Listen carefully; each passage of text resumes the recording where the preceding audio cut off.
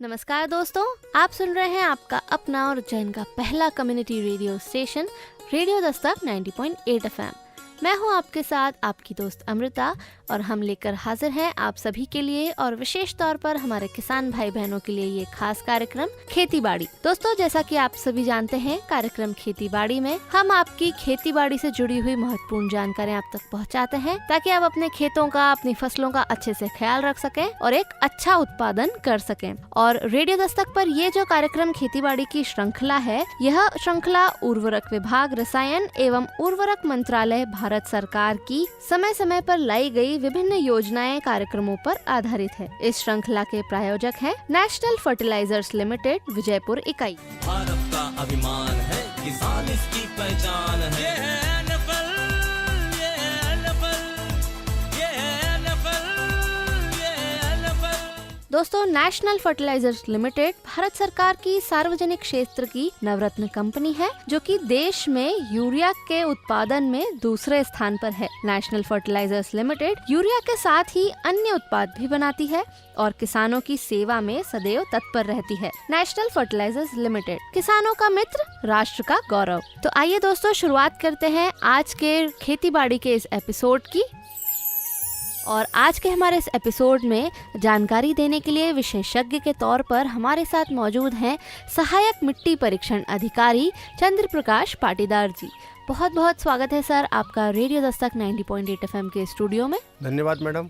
Radio Dastak सुन रहे सभी किसान साथियों को मेरा नमस्कार, सभी को राम राम। सर, हम आज के एपिसोड में एक महत्वपूर्ण चीज़ होती है, जो एक महत्वपूर्ण सुविधा हमारे सरकार ने किसान भाइयों के लिए दी है, वो है मृदा स्वास्थ्य कार्ड। इसके विषय में जानकारी देना चाहेंगे कि हमारे सभी जो किसान भाई बहन हैं उसे इस कार्ड के बारे में अच्छे से जानकारी हो ताकि वो इस कार्ड का अच्छी तरह से लाभ उठा सके। तो इसमें सबसे पहले हम यही चाहेंगे कि आप हमारे जो मालवा के, उज्जैन के किसान भाई बहन हैं उन्हें ये जानकारी दें कि आखिर ये मृदा स्वास्थ्य कार्ड है क्या। बिल्कुल, आपने रेडियो दस्तक के माध्यम से बहुत अच्छा प्रश्न उठाया है। रेडियो दस्तक सुन रहे सभी साथियों को मैं बताना चाहूँगा कि मृदा स्वास्थ्य कार्ड योजना भारत सरकार की योजना है।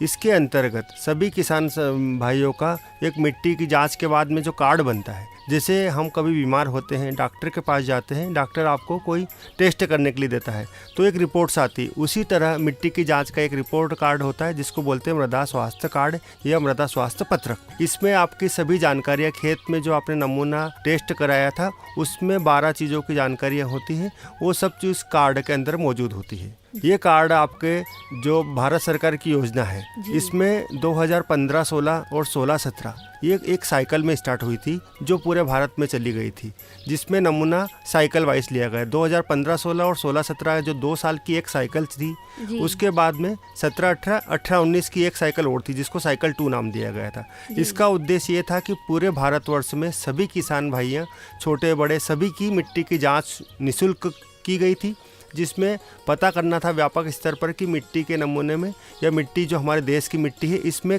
किस तत्व की कितने प्रतिशत मात्रा कम है और मृदा का स्वास्थ्य किसान भाइयों को पता चल सके। क्योंकि सभी किसान भाई अपनी मिट्टी जांच लेके प्रयोगशाला में नहीं आ सकते थे, तो उनको एक व्यापक स्तर पर एक योजना चलाई गई जिसको नाम दिया गया मृदा स्वास्थ्य कार्ड। इसमें आपके जो नमूना लेने की पद्धति थी वो ग्रिड आधारित थी, ग्रिड आधारित पद्धति थी। ग्रिड आधारित पद्धति का मतलब ये था कि इसमें जो नमूना है आपका सिंचित और असिंचित 2 विधि से लिया गया था। यदि नमूना आपका असिंचित क्षेत्र में आता है, क्योंकि फसल जो हमारी होती है या तो हम उसको इरीगेट सिंचाई करते हैं तो उसको सिंचित एरिया हो जाता है, और जहाँ पर इस सिंचाई की सुविधाएं नहीं होती वो असिंचित में आता है। तो सिंचित क्षेत्र जो हमारा होता है, सिंचित क्षेत्र के लिए जो नमूना की जो साइज ली गई थी उसमें ली गई थी 2.5 हेक्टेयर।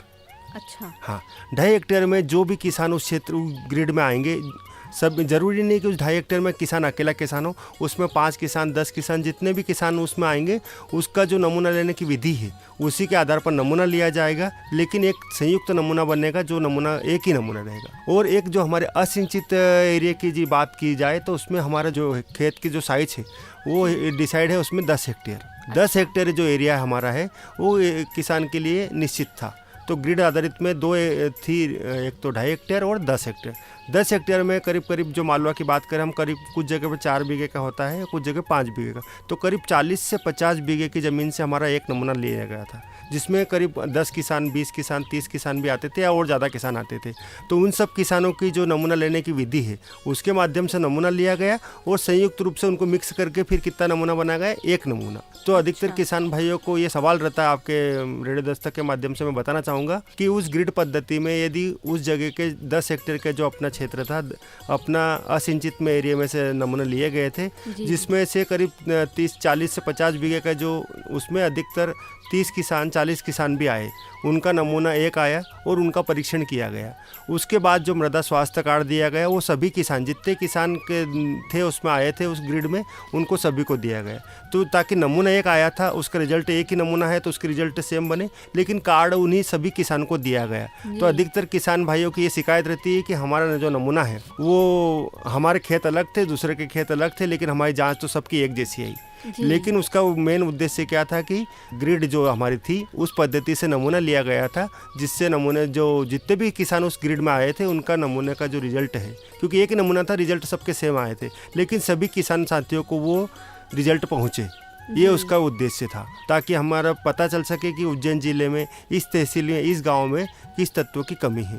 तो ये हमारी जो मृदा स्वास्थ्य कार्ड योजना है, इसका मेन उद्देश्य यही था। उसमें जो पहली साइकिल और दूसरी साइकिल में, पहली साइकिल में जो नमूना सभी जगह से टेस्ट करने थे, उसके बाद रिपीट उस साइकिल का जो अगली साइकिल थी, सेकंड साइकिल में उन्हीं नमूनों का वापस से विश्लेषण किया गया, ताकि किसानों के यहाँ पे कितना बदलाव आया। तो 2 साइकिल से में ये मृदा स्वास्थ्य कार्ड योजना चली थी।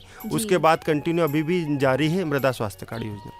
जी, यानी कि किसान भाई बहनों के लिए जो भारत सरकार है उसने ये मृदा स्वास्थ्य कार्ड योजना लागू की थी, ताकि मिट्टी परीक्षण के माध्यम से पता चल सके कि किस क्षेत्र में किस तत्व की कमी है, वहाँ की मिट्टी का स्वास्थ्य कैसा है।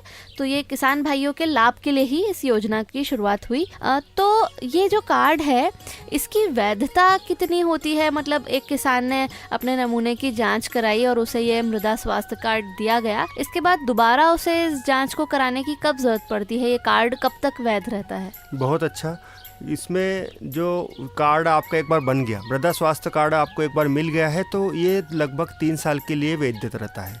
इसमें हम जो फसलें आपको किसान चयनित करता है कि मुझे इन फसलों की खाद की मात्रा का जो फर्टिलाइजर डोज है वो दिया जाए, तो उसमें वो सब चीज़ें जानकारी रहती है। तो एक बार यदि किसान ने अपने खेत की मिट्टी की जांच करा ली है तो वो कार्ड आपके लिए 3 साल के लिए वैलिड रहता है। उसके बाद अगले 3 साल बाद वापस किसान चाहे तो अपनी मिट्टी का नमूना दे के वो निःशुल्क जांच अपनी करवा सकता है। जी। तो ये तो काफ़ी अच्छी जानकारी आपने दी। और ये जो कार्ड बनता है मृदा स्वास्थ्य कार्ड, इसमें क्या क्या जानकारी दी हुई होती है? किन किन तत्वों की जाँच इसमें होती है? बिल्कुल, मैं रेडियो दर्शक सुन रहे किसानों को बताना चाहूँगा कि जो पौधों के लिए सबसे पहली बात है कि आवश्यक तत्व कितने होते हैं, उसके बाद मृदा स्वास्थ्य कार्ड में कितने तत्व दिए जाते। तो पौधों के लिए आवश्यक हमारे 17 तत्व आवश्यक होते हैं, जिसमें से अधिकतर जो 3 तत्व हमारे होते हैं जो कि वातावरण से ही मिल जाते हैं, हमको प्रकृति के द्वारा ही मिल जाते हैं, जिसमें कार्बन हो गया, हाइड्रोजन हो गया और ऑक्सीजन हो गया। क्योंकि पौधे हमारे कार्बन डाइऑक्साइड लेते हैं, तो उससे हमको कार्बन और ऑक्सीजन मिल गया। उसके बाद में प्रकृति के द्वारा बरसात होती है, जिसमें हमको हाइड्रोजन और ऑक्सीजन दोनों मिल गए। तो ये 3 तत्व तो प्रकृति के द्वारा मिल जाते हैं। उसके बाद बात आती है हमारे मुख्य तत्वों की। मुख्य तत्व में हमारा जो नाइट्रोजन हो गया, फास्फोरस हो गया और पोटास हो गया, ये 3 हमारे मुख्य तत्व होते हैं। इसके बाद में हमारे द्वितीयक मुख्य तत्व में जो सबसे पहला जो मैंने बताया आपको, नाइट्रोजन, फास्फोरस, पोटास, ये हमारे प्राथमिक तत्व होते हैं। इसी में एक और तत्व होता है द्वितीयक तत्व, जिसमें हमारा आ जाएंगे कैल्शियम हो गया, मैग्नीशियम हो गया, सल्फर हो गया। तो nitrogen, phosphorus, potash, calcium, magnesium, sulphur, ये हमारे मुख्य तत्व हो गए। जो बाकी के तत्व बचे हैं उसमें हमारे आते हैं सूक्ष्म तत्व। तो सूक्ष्म तत्वों में हमारे जिंक हो गया, कॉपर हो गया, आयरन हो गया, मैग्नीज हो गया, बोरान है, क्लोरीन है, निकिल है और मोलिब्डेनम है। ये सब 17 तत्व किस फसल के लिए आवश्यक होते हैं। हर फसल के लिए यही 17 तत्व आवश्यक होते हैं। लेकिन मृदा स्वास्थ्य कार्ड योजना में इसमें 12 चीज़ों की जांच होती है, जिसमें हमारे पैरामीटर्स भी हो गए कुछ और कुछ हमारे तत्व भी हो गए, जिसमें हम सबसे पहले पीएच की बात करेंगे। इसमें पीएच का निर्धारण होता है जिससे हमारी मिट्टी का स्वास्थ्य पता चलता है। उसके बाद में ईसी मतलब विद्युत चालकता का मालूम इसमें जांच होती है। उसके बाद मुख्य तत्व हमारे नाइट्रोजन हो गया, फास्फोरस हो गया और पोटास की जांच होती है। द्वितीयक तत्व में हमारे सल्फर की जांच हो जाएगी। उसके बाद सूक्ष्म तत्वों में हमारे जिंक, कॉपर, आयरन, मैग्नीज और बोरान की जांच होती है। तो ये सब चीज़ें एक भारत सरकार की योजना है, स्वास्थ्य कार्ड के अनुसार ही इसमें 12 चीज़ों की जांच होती है। इसमें जो 12 तत्व है इसी की जांच होती है और मृदा स्वास्थ्य कार्ड किसानों को दिया जाता है। जी, तो ये तो बहुत सारी महत्वपूर्ण जानकारियाँ इस मृदा स्वास्थ्य कार्ड में आ जाती हैं, जो कि हमारे किसान भाई बहनों को काफ़ी सारी जानकारी उनके मिट्टी के बारे में दे जाती हैं। आपने इसमें बताया कि पीएच लेवल भी देखा जाता है मिट्टी का, तो ये जो मृदा का पीएच है ये क्या होता है, इसका कितना महत्व है मिट्टी के स्वास्थ्य के बारे में जानकारी देने में? बिल्कुल, मैं सभी किसान भाइयों को बताना चाहूँगा कि जो मृदा स्वास्थ्य कार्ड है उसमें सबसे पहला जो जांच होती है 12 चीज़ों की, उसमें सबसे पहला पैरामीटर आता है आपका मृदा का पीएच। तो पीएच मान जो आपका लिखा रहता है, जो स्वास्थ्य कार्ड है उसको आपको जब मिलता है तो आपको ये चीज़ ध्यान रखना चाहिए कि मेरी मिट्टी का पीएच मान क्या है। मिट्टी के पीएच मान से ही आपको मालूम चलेगा कि मेरी मिट्टी का स्वास्थ्य किस टाइप का है, वो अम्लीय है, क्षारीय है, उदासीन है, लवणीय है, किस टाइप की है। तो मिट्टी का पीएच मान ही आपको बताएगा। तो उसके लिए जो मिट्टी का पीएच मान होता है एक पैमाना होता है जो 0 से 14 के बीच में होता है। जो सामान्य मृदाएं होती है जिसको हम उदासीन मिट्टी बोलते हैं, जो बहुत अच्छी मिट्टी बोली जाती है, इसको 6.5 मतलब 6.5 से लेके 8.2 तक इसको सामान्य मृदाएं बोली जाती है। क्योंकि हमारी मिट्टी जो है मालवा की मिट्टी, उज्जैन क्षेत्र की मिट्टी हमारी काली मिट्टी है। काली मिट्टी का जो नेचर होता है, पीएच मान होता है जनरली 8 के आसपास होता है। तो इसमें जो सामान्य मृदाएं हम बात करेंगे तो जो सामान्य मृदाएं होती है 6.5 से 8.2 तक, ये यहाँ की मिट्टी को हम बोलेंगे कि ये सामान्य मृदा है। जैसे जैसे पीएच मान बढ़ेगा 8.5, 9 उस तरह पर यदि पीएच मान किसान की मिट्टी का आता है तो हमको ध्यान रखना है कि वहाँ पर किसान को ध्यान देने की ज़रूरत है कि वो पीएच मान हमारा बढ़ रहा है। यदि किसी किसान का पीएच मान 9 आया या 9 के ऊपर आया है तो उसको बहुत ध्यान देने की ज़रूरत है। उस समय पे क्या होगा, किसान की मिट्टी क्षारीयता की तरफ जाती है। यदि जैसे जैसे पीएच 7 के ऊपर बढ़ेगा, 7 एक जो 0 से 14 की स्केल होती है उसमें 7 पैमाना हमारा उदासीन होता है। 7 से हम धीरे धीरे ऊपर की तरफ चलेंगे तो क्षारीयता की बात आती है, और 7 से नीचे की तरफ हम चलेंगे 6, 5, 4, 3 तो वो अम्लता की बात आती है। हमारा जो क्षेत्र है वो हमारा शुष्क क्षेत्र है। तो शुष्क क्षेत्र की मिट्टियाँ अधिकतर उदासीन या लवणीय और क्षारीय तरह की होती है। यहाँ पर अम्लीय मृदाएं नहीं पाई जाती। तो हमको यह ध्यान रखना है कि हमारी मिट्टी का पीएच कहीं 9 के आसपास तो नहीं जा रहा है, हमारी मिट्टी कहीं क्षारीय तो नहीं हो रही, क्योंकि पीएच मान बहुत ही मिट्टी के स्वास्थ्य के लिए सबसे महत्वपूर्ण पैरामीटर है। दूसरी बात, इसमें जो हम खाद डालते हैं, जैसे कि गेहूँ की फसल ली, आपने यूरिया डाला, डीएपी डाला या इफको 12-32-16 डाला या कोई सा भी खाद आपने डाला है, तो जो मिट्टी के अंदर हम खाद की मात्रा डालते हैं, मिट्टी के अंदर हमको खाद जो डालना रहता है जो निर्धारित होता है, वो पीएच मान के ऊपर निर्भर करेगा कि आपका जो मिट्टी हमने खाद डाला है वो ज़मीन के माध्यम, जड़ के माध्यम से पौधा कितना ले पाएगा, वो पीएच मान पे भी निर्भर करता है। यदि पीएच मान उसका ज़्यादा है और हम खाद की मात्रा दिए जा रहे हैं, लेकिन जब भी वो पौधा नहीं ले पाएगा क्योंकि उसका पीएच संतुलित नहीं है। यदि पीएच उसका सामान्य रहेगा तो जितनी खाद की मात्रा हम देते हैं वो बहुत आसानी से ले सकेगा। इसलिए पीएच मान हमको कहाँ पे रखना चाहिए, सामान्य की तरह। यदि हमारा पीएच मान बढ़ रहा है तो हम उसको पीएच मान को कम करें, 7 की तरफ लेके आएँ। 7 से 7.5 के आसपास हमारा पीएच मान रहेगा तो बहुत अच्छा रहेगा। इसके लिए हमको ध्यान रखना है कि गोबर खाद का इस्तेमाल हम करें। गोबर खाद में भी हमारी जो सड़ी हुई गोबर खाद रहती है, यदि कोई किसान भाइयों ने सड़ी खाद नहीं डाली तो उसमें दीमक की समस्या आ सकती है। तो धीरे धीरे हमारा पीएच मान को हमको क्या करना है, पीएच मान है वो उदासीन की तरफ हो या सामान्य पीएच मान हो, पीएच मान हमारा ज़्यादा बढ़े नहीं। दूसरी बात इसमें एक और मैं बताना चाहूँगा कि अधिकतर जो आजकल हमारे एरिया में बोरवेल खुद रहे हैं वो काफ़ी गहराई तक वाले हो रहे हैं। तो उसमें हमको ध्यान देना है कि हमारे जो पानी है उसका भी एक बार परीक्षण करवा लें। जैसे हमने मिट्टी परीक्षण की बात करी, किसान भाई इसका पानी की जांच भी करा ले, ताकि वो हमारे विभाग में नहीं होती, दूसरी जगह होती है, तो उसका भी परीक्षण करवा ले, ताकि उसमें हमारा जो पानी है उसके अंदर पीएच उसका कितना है और उसके अंदर क्या क्या चीज़ें हैं। हो सकता है उस पानी की वजह से हमारी मिट्टी ख़राब हो रही हो, खाद की वजह से नहीं हो रही हो, तो उसका भी किसान भाई ध्यान रहे। तो पीएच मान एक बहुत महत्वपूर्ण चीज़ है, मृदा स्वास्थ्य कार्ड का सबसे मुख्य पैरामीटर है। इस पे किसान को सबसे ज़्यादा ध्यान देना है ताकि उसका पीएच मान, यदि पीएच मान मिट्टी का सही रहेगा तो उसकी उपज बहुत अच्छे से आएगी। जी बिल्कुल, बहुत ही महत्वपूर्ण जानकारी दी सर आपने ये।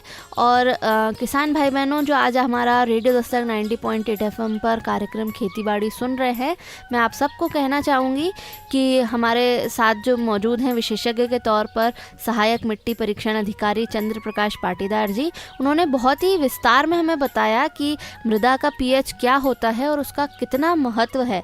तो आप जब भी मिट्टी परीक्षण कराएं और आपको मृदा स्वास्थ्य कार्ड मिले तो उसका जो सबसे मुख्य पैरामीटर है पीएच, उसको ज़रूर ध्यान दें और उसको देखकर अपनी मिट्टी के लिए क्या सही उपाय है वो ज़रूर करें, क्योंकि मिट्टी का स्वास्थ्य पता चलता है पीएच से, जैसा कि हमें पाटीदार सर ने आज विस्तार में बताया। और हमें पूरी उम्मीद है कि आपने ध्यान से सुना होगा वो सभी जानकारियों को और इन बातों का ध्यान रखेंगे, अपनी मिट्टी के पीएच का भी ध्यान रखेंगे ताकि आप अच्छी से अच्छी पैदावार कर सकें।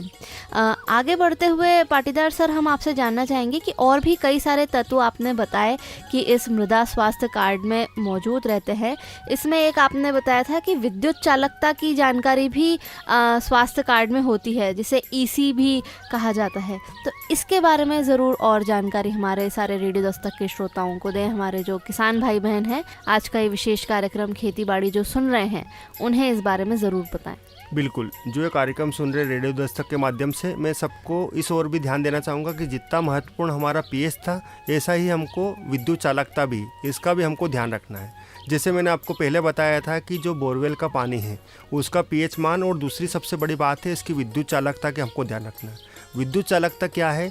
विद्युत चालकता एक ऐसी चीज़ है जिसमें हमको जो मिट्टी का जांच करते हैं उसमें जो घुलनशील लवण कितने हैं उसका पता चलता है। यदि लवण अधिक मात्रा में, ज़्यादा मात्रा में होंगे तो मिट्टी के जो आप खाद दे रहे हो, जो फसल लग रही है, उसको सही तरीके से होने नहीं देगा। तो इसका पता कब चलेगा? जब आप गर्मी के समय पे देखेंगे तो हमारे खेतों में हम यदि बोरवेल का पानी देते हैं जो कि 700-800 फीट गहरे हैं, उसका यदि सीधा खेत में हमने पानी दिया है तो दिन के समय पे जब गर्मी का मौसम रहता है उस समय पे आपको हल्की हल्की सफ़ेद परत आपको दिखने लगेगी ऊपरी एरिया पे। तो उससे ये मालूम चलेगा कि हमारे खेत में लवण की मात्रा बढ़ती जा रही है।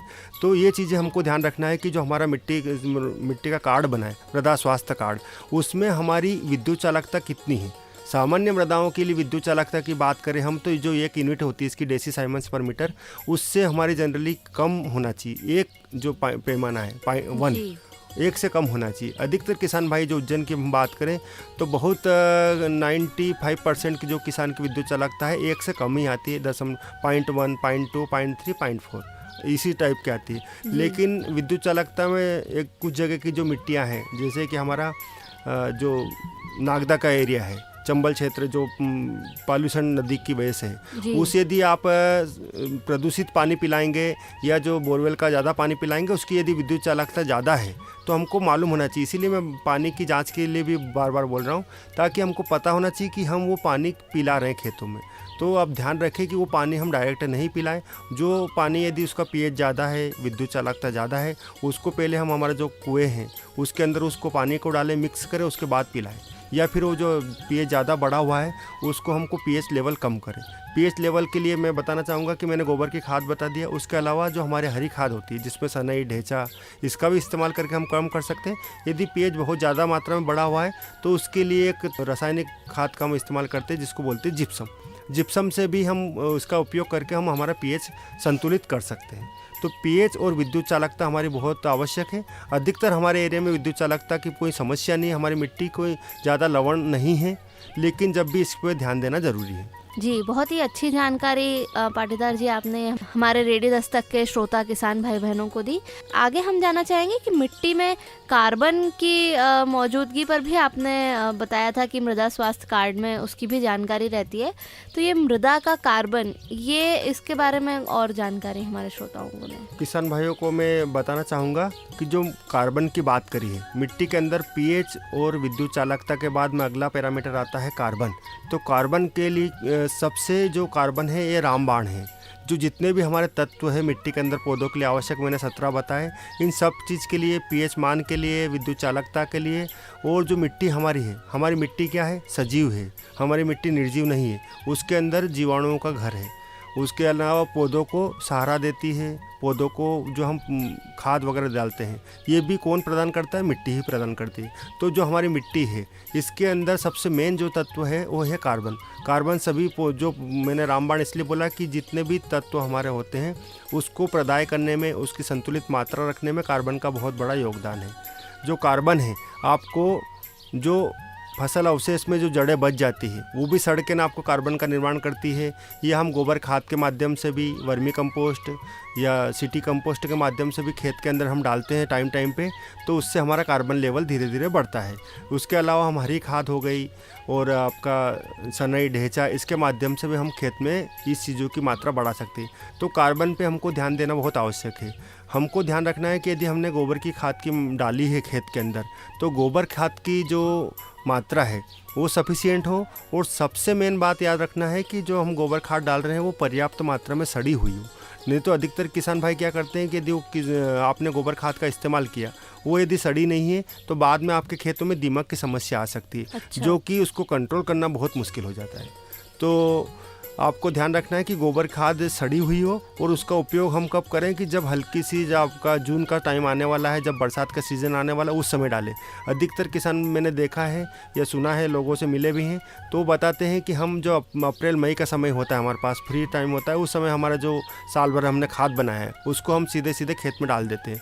तो उस समय पे क्या होगा, आप देखेंगे कि उस समय अपना जो तापमान है करीब 40 से 45 डिग्री चला जाता है। तो जो खाद में मौजूद तत्व होते हैं अधिकतर तो आपका वाष्पीकृत होकर उड़ जाते हैं, उसकी मॉइस्चर नहीं हो पाती है और जो खेत के अंदर मिल नहीं पाते। हमको ध्यान रखना है कि वातावरण में थोड़ी सी नमी आ जाए या हल्की सी बारिश हो जाए, उस समय हम यदि खाद उसका बिखराव खेत में करते हैं और उसको यदि हम हल्का सा खेत के अंदर मिट्टी के अंदर मिला देते हैं तो वो खाद आपकी बहुत अच्छी उपयोग होगी, क्योंकि एक बार आप डालेंगे।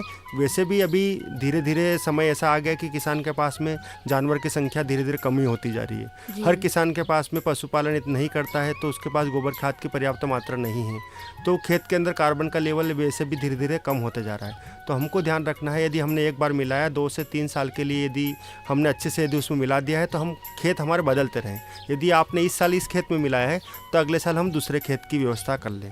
तो ये चीज़ ध्यान रखना है कि कार्बन का जो स्तर है वो धीरे धीरे खेत के अंदर बढ़े। कार्बन यदि बढ़ेगा तो दूसरे तत्व हमारे ऑटोमेटिक बढ़ेंगे। कार्बन की वजह से क्या होगा कि जो मैंने बताया कि जीवाणु जो हमारे हैं उनका मुख्य भोजन हमारा क्या होता है, कार्बन, और तो उसी पे निर्भर करते हैं। तो यदि कार्बन बढ़ेगा तो धीरे धीरे जो जीवाणु हमारे हैं, जो हम खाद डालते हैं खेत के अंदर, वो खेत सीधा नहीं, जैसे हम यूरिया की बात करें, हमने यूरिया डाली गेहूँ के लिए, तो यूरिया क्या होगा, आपका ज़मीन के अंदर जाएगा, उसके बाद उसको बदलने का काम करता है। पौधा सीधा आपका यूरिया नहीं लेता, वो उसको बदलने का, उसका जो फार्म होता है वो बदलता है, रूप उसका बदलता है। उसका रूप बदलने के लिए कौन जिम्मेदार होता है, जीवाणु। तो जीवाणु के लिए क्या है, उसका भोजन। उसका भोजन यदि अच्छा मिलेगा तो उसकी मात्रा ज़्यादा मात्रा में रहेगा, तो जो भी हम खाद देंगे उसको परिवर्तित करेगा और जड़ के माध्यम से ज़्यादा मात्रा में लेगा और उपयोग अच्छा होगा। इसीलिए मैंने बोला था कि हमारा कार्बन बहुत आवश्यक है। दूसरी बात, जो हम खेत में देते हैं कार्बन, उससे आपका जो पानी है वो भी ज़मीन के अंदर ज़्यादा दिन तक रहता है। यदि किसान के भाई सिंचाई करता है तो जिस खेत में कार्बन की मात्रा ज़्यादा है उसमें आपका पानी ज़्यादा समय तक रुकता है, जिसको बोलते हैं वाटर होल्डिंग कैपेसिटी। उसकी जल धारण क्षमता जो मिट्टी की है कार्बन की वजह से बहुत अच्छी होती है। और जो हमारे सूक्ष्म तत्वों की जो हम आगे बात करेंगे उसमें वो सूक्ष्म तत्व भी ये प्रदान करने की क्षमता रखता है।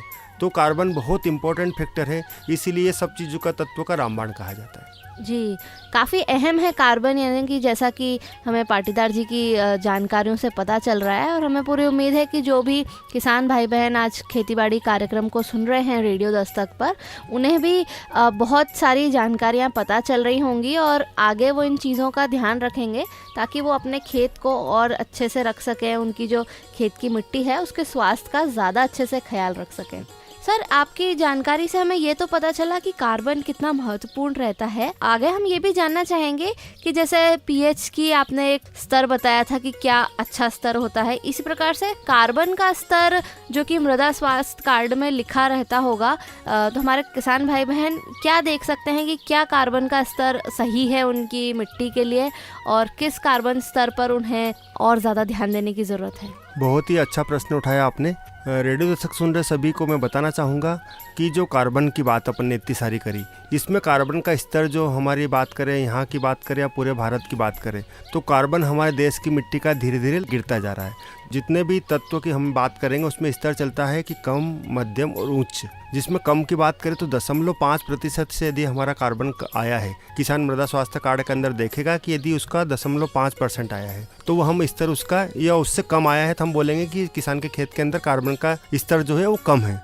0.5 से 0.75 मतलब 0.5 से 0.75% यदि किसान के खेत में आया है मिट्टी में कार्बन का स्तर, तो उसको बोलें कि ये मध्यम है या मीडियम लेवल में है। 0.75 से ऊपर जितना भी परसेंट हमारा कार्बन आता है, 1%, 2% जितना भी आता है, तो हम बोलेंगे कि बहुत अच्छी मात्रा में कार्बन है। तो कार्बन का स्तर 0.5 से नीचे जो हमारा गया वो कम में आ गया, लो में आ गया। 0.5 से 0.75 हमारा मीडियम में आ गया और 0.75 से ऊपर हमारा सब हाई में आ गया। तो मतलब किसान के खेत में कार्बन की मात्रा है। जी, तो यानी कि इस तरीके से कोई भी किसान भाई बहन अपने मृदा स्वास्थ्य कार्ड में देख सकते हैं कि उनकी मिट्टी का कार्बन का स्तर कितना अच्छा है या कितना कम है। आगे हम जानना चाहेंगे कि जो और भी तत्व मृदा स्वास्थ्य कार्ड में लिखे रहते हैं उसमें से पोटास का क्या महत्व है।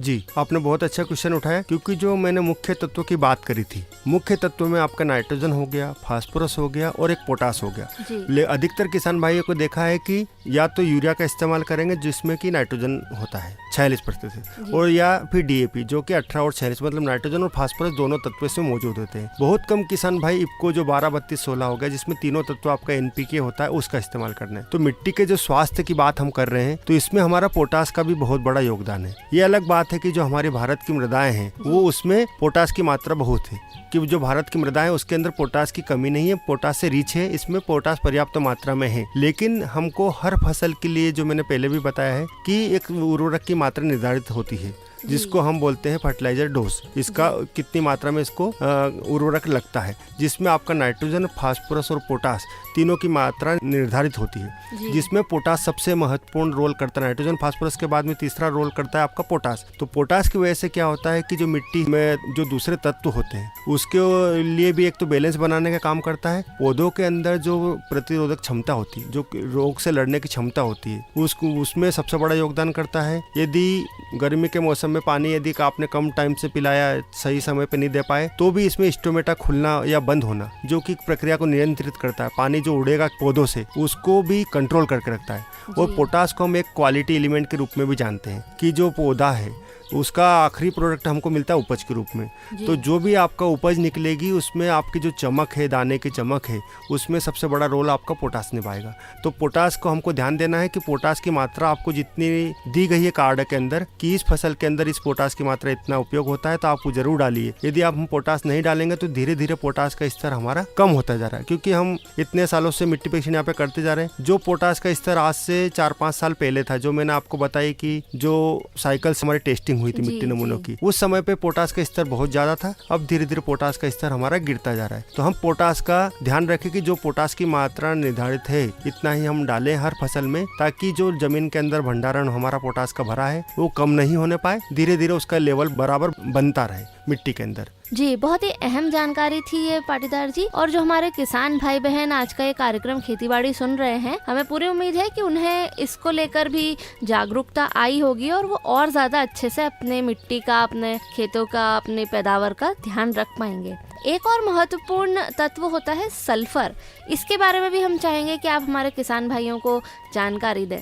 बिल्कुल, जो आपके मुख्य तत्व है नाइट्रोजन, फास्फोरस और पोटास, इसके बाद में जो मुख्य प्राथमिक तत्व के बाद में आता है द्वितीयक तत्व, जिसमें सल्फर का योगदान बहुत ज्यादा है। क्योंकि हम मध्य प्रदेश में हैं और मध्य प्रदेश में मालवा, उज्जैन में यहाँ पर खरीफ सीजन जो हमारा है पूरा का पूरा सोयाबीन, करीब करीब बहुत ज्यादा मात्रा में यहाँ पर सोयाबीन लगाई जाती है। तो जो भी तेल वाली फसलें हमारी होती है, किसान भाइयों को मैं बताना चाहूंगा, जो भी तेल वाली फसलें होती है उसके लिए सल्फर तत्व बहुत उपयोगी होता है। जो आपने नाइट्रोजन की बात करी, फास्फोरस की बात करी, पोटास फास्फोरस की बात करी, ये 3 तत्व के साथ में हम सल्फर भी और जोड़ देंगे कि सल्फर भी तत्व का हम इस्तेमाल करें। जो भी तेल वाली फसलें हैं यदि उसमें हम सल्फर का इस्तेमाल करेंगे तो उसकी क्वालिटी बहुत अच्छी बनेगी और उसका उत्पादन में भी बहुत योगदान रहेगा। तो सल्फर को हमको भूलना नहीं है। जो भी तेल वाली फसलें हैं उसमें हम जरूर डालें, जैसे कि हमारा इस सीजन में सोयाबीन हो गया, खरीफ सीजन रबी सीजन में हमारे सरसों लगाते हैं, प्याज और लहसुन हो गया, क्योंकि सल्फर कुछ जो आपकी चरपराहट आती है, गंध वगैरह आती है, उसके लिए भी जिम्मेदार होता है। तो सल्फर का हमको ध्यान रखना है कि इन फसलों में तो हम जरूर से डालें जी।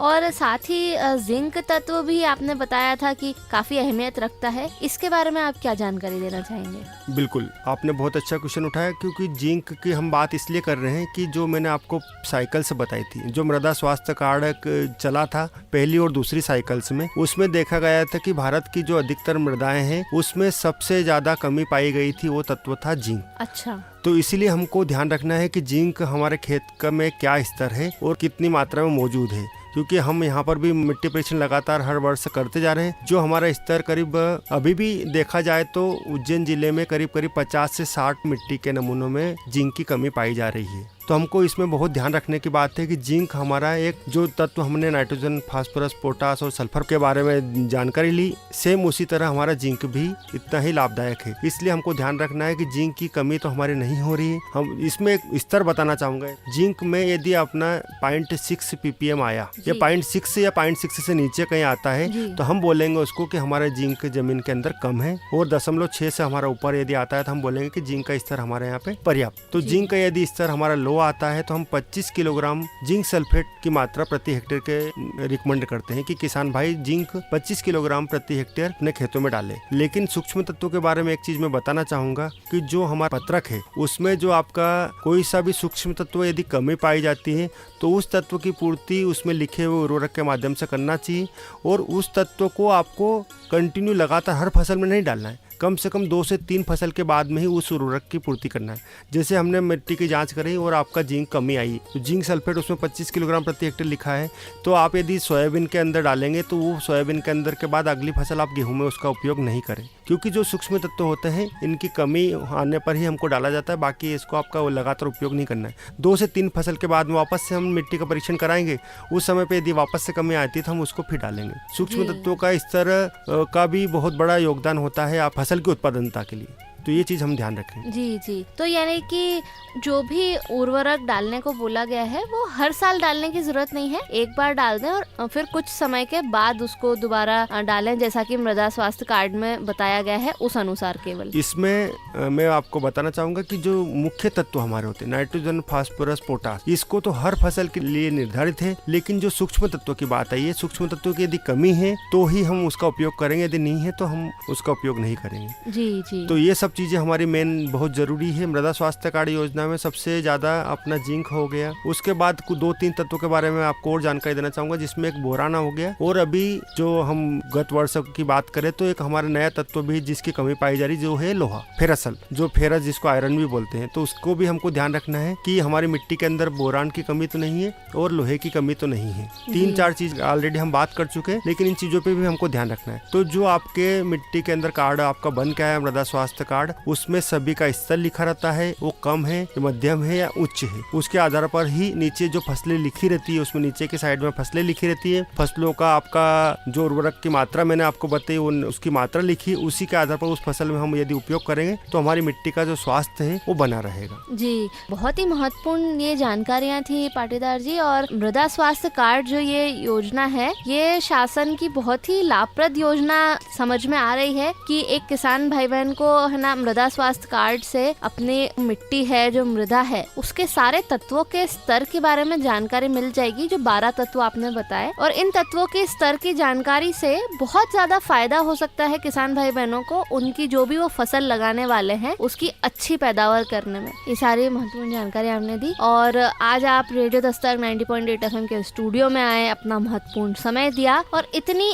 अहम जानकारियाँ हमारे किसान भाई बहनों को दी, इसके लिए चंद्र प्रकाश पाटीदार जी आपका बहुत बहुत धन्यवाद। खेती बाड़ी प्रोग्राम और रेडियो दस्तक के माध्यम से जो किसान भाइयों के लिए ये प्रोग्राम चलाया आपने, और मुझे जो मृदा स्वास्थ्य कार्ड योजना के बारे में बताने के लिए आपने बुलाया, इसके लिए आपका धन्यवाद। और सभी किसान भाई आप मृदा स्वास्थ्य कार्ड योजना के बारे में जानकारी लें और इस योजना का लाभ उठाएं। धन्यवाद। तो दोस्तों, रेडियो दस्तक 90.8 FM पर आप सुन रहे थे कार्यक्रम खेती बाड़ी, जिसमें आपकी खेती से जुड़ी हुई महत्वपूर्ण जानकारियां आज हमने इस एपिसोड में दी और हमें पूरी उम्मीद है कि ये सभी जानकारियां आपके बहुत ही काम आएंगी, आपके लिए बहुत ही लाभप्रद सिद्ध होंगी और इन जानकारियों की मदद से आप अपनी फसलों का ज्यादा ख्याल रख पाएंगे, अपने खेतों का, अपनी मिट्टी का ज्यादा ख्याल रख पाएंगे, जिससे आपको बहुत फायदा होगा, आपकी फसलें अच्छी रहेंगी और सभी का स्वास्थ्य भी अच्छा रहेगा। दोस्तों, इसी प्रकार से और भी कई सारी महत्वपूर्ण जानकारियां अलग अलग विषयों पर लेकर हम हाजिर होंगे। कार्यक्रम खेती बाड़ी की इस श्रृंखला के प्रायोजक हैं नेशनल फर्टिलाइजर्स लिमिटेड विजयपुर इकाई। और आज के कार्यक्रम में बस इतना ही। अगली कड़ी में हम फिर आपसे मिलेंगे और भी अन्य विषयों के साथ और भी कई महत्वपूर्ण जानकारियों के साथ।